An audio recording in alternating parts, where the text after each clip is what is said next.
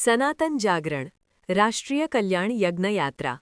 પહોંચી દાહોદના હરિવાટિકા ગૌશાળા ખાતે કરાયું ભવ્ય સ્વાગત યોજાયા વિવિધ ધાર્મિક કાર્યક્રમ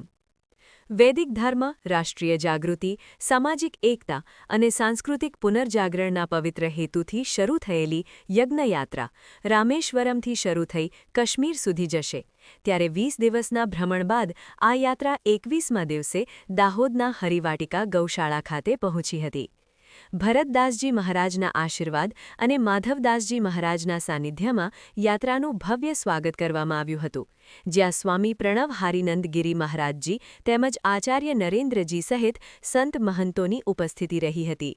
વૈદિક મહાયજ્ઞ ફરીવાટિકા ખાતે કરવામાં આવ્યું હતું યજ્ઞ વૈદિક મંત્રોના પવિત્ર ધ્વનિ હવનની દિવ્ય સુગંધ અને આચાર્યોની હાજરીમાં યોજવામાં આવ્યા હતા